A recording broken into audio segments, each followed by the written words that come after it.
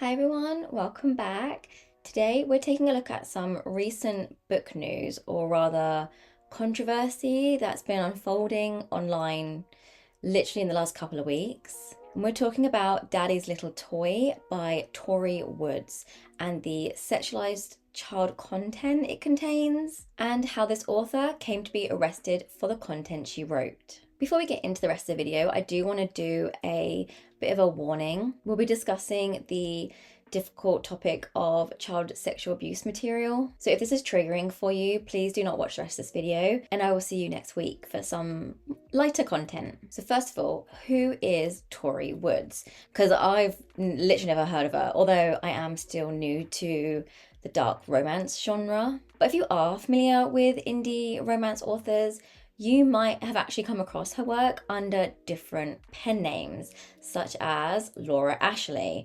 Remember that name for later. And her real name is Lauren Tesolin-Mastrosa. In fact, her pen name Lauren Ashley was called out in 2024 for plagiarism, and we'll discuss that a bit more very shortly. Lauren Ashley, or Tori Woods, Tesolin-Mastrosa, is a Christian charity marketing executive who moonlights as an erotic author in her spare time. She mainly writes spicy dark romance books, which of course are known for pushing boundaries, but that is no excuse for the material that is in this book, Daddy's Little Toy. Many online agree that this goes way beyond dark romance and is much more disturbing and actually illegal. So what's the premise of the book? Why are we even discussing it today? Now, full disclaimer, I haven't read this book. I've seen screenshots of some passages, and I've researched about this and seen videos of other people talking about the book's premise, and the same information just keeps coming up. So I'm using those as examples in today's video. So I came across the description of the book over on Aunt Karen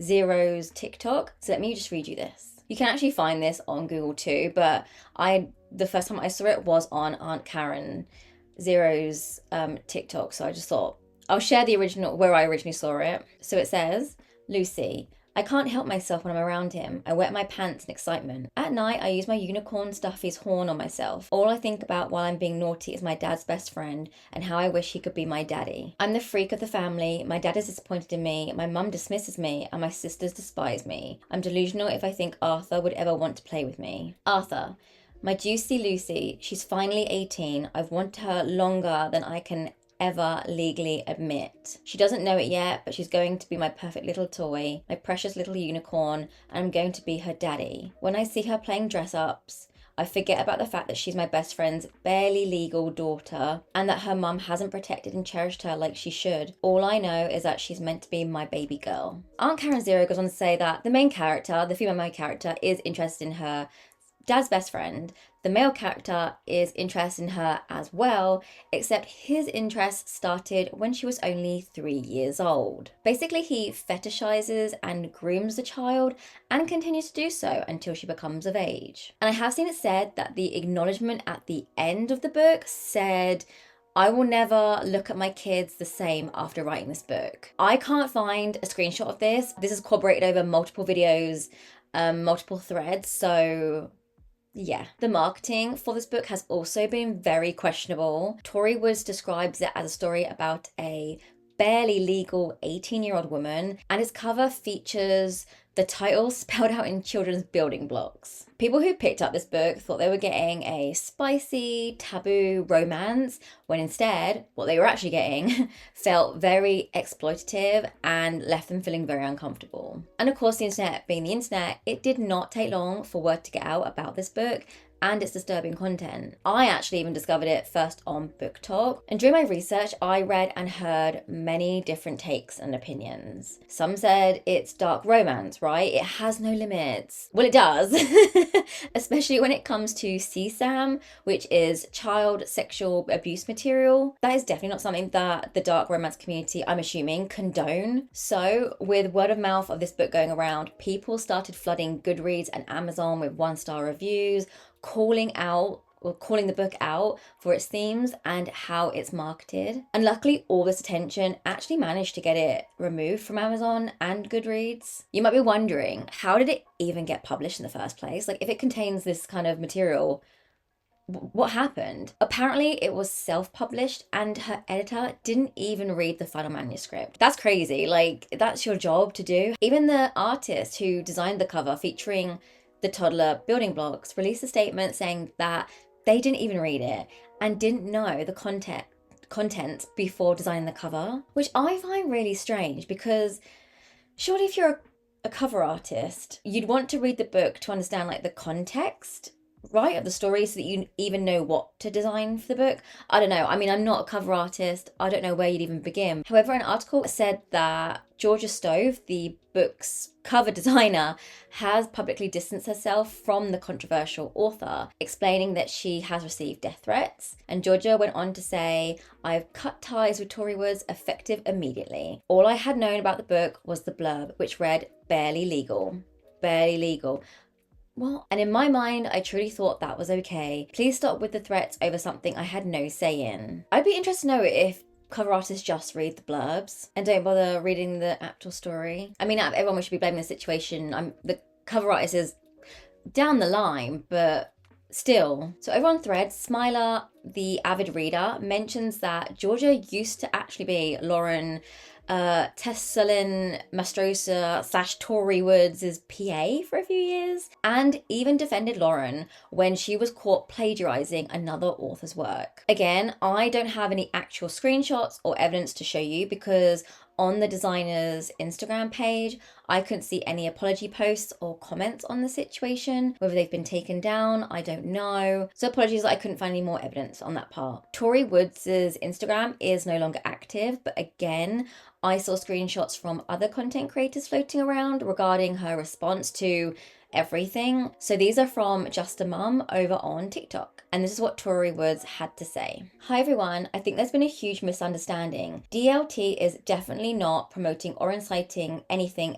ever to do with CSA or paedophilia. What is being said is grossly disturbing and breaks my heart as well as makes me sick. DLT is fictional and meant to represent the DDLG world." Just quick, I had to look that up because I wasn't sure what that meant, but DD is Daddy Dom and LG is little girl. I understand where I went wrong, and this is why I had to remove it from Amazon this morning. What happened between these characters, yes, started at a young age. No intercourse happened while she was young. Yes, there were thoughts, and I can see how that is frowned upon. Nothing happened like that until she was of age. I know nothing that I say is going to change or fix what I've written. It's crazy that she has to say that no intercourse happened till she was 18, but there's still definitely some concerns, like child safety concerns and grooming in this. There are, however, 3 innocent people who have been caught in the crossfires, and it needs to stop. Georgia, Misha, and Ashley, along with their businesses, Pixel and Quill Studio, cover designer, Misha Taylor, PA, graphics, and Ava, book editing. These ladies are under no impression that I was Lauren Ashley writing as Tori Woods. I reached out to these ladies to work with them as Tori and only as Tori, which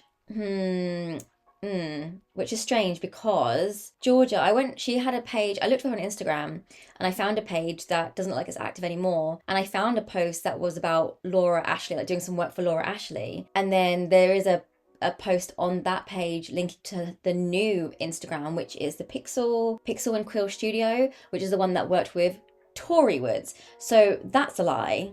Right? That's a lie, because they didn't know you was just Tori. And also, are you only communicating over email? Have you never spoken to them on the phone or Zoomed? Do they not know your voice or know what you look like?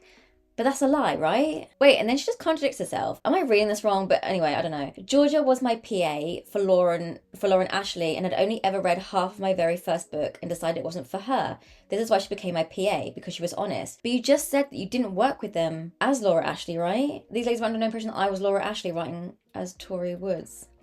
Am I reading this wrong? I reached out to these ladies to work with them as Tori and only as Tori. G has raised concerns with me about people mentioning her arc form. This was copied from a template, hence why they all look the same. Misha Taylor has read a couple of my books, but not this one in particular. Neither of them knew the extent of what was in this book. Ashley has edited this book. She had asked me some questions, and in my replies I wasn't entirely truthful. I wonder what questions she asked her. She did not read over my final manuscript, which became the published, now unpublished version. What? How has she not read the final version? That's crazy. I'm sorry that I wasn't who I said I was, and I'm so sorry for the content in my book. And I'm even more sorry that this was missed as a trigger warning. I think it's more than a trigger warning. I will be removing myself from the book community. If I ever get back to writing, I will not hide who it is, and I will make sure people I work with know the full content of my books. However, I don't see that happening. I'm so sorry. I mean, after that apology and after this and the plagiarism that we're going to touch on in a second, I don't think there's any coming back for this author. So she did initially try to defend the book, arguing that dark romance pushes boundaries. I hate that people are using that as an excuse to talk about CSAM, like that doesn't make sense. Then on Friday the 21st around 12:30 p.m, detectives arrested the 33-year-old at her home in Quakers Hill, Sydney. The police also executed a search warrant seizing several hard copies of the book for forensic examination. And it was confirmed that Lauren Tesolin-Mastrosa had been charged with possessing, disseminating and producing child abuse material. She was granted conditional bail and appeared before the Blacktown local court on March the 31st. I did look for an update, but as of yet I can't see anything, so I will keep you updated. Circling back to those plagiarizing claims I mentioned earlier on, St. Moores, an indie romance author, was a victim of plagiarizing back in last year, actually 2024, with their book Barron's Second Chance by another author under the pen name, have you guessed it? Can you guess it? Can you remember? Laura Ashley. It wasn't until very recently that internet sleuth and another author, Jess McFarlane, realised that Lauren Ashley and Tori Woods were the same person. A post made on Threads by Jess details how she worked this out. So let me read this thread to you. Alright, I'm pissed off.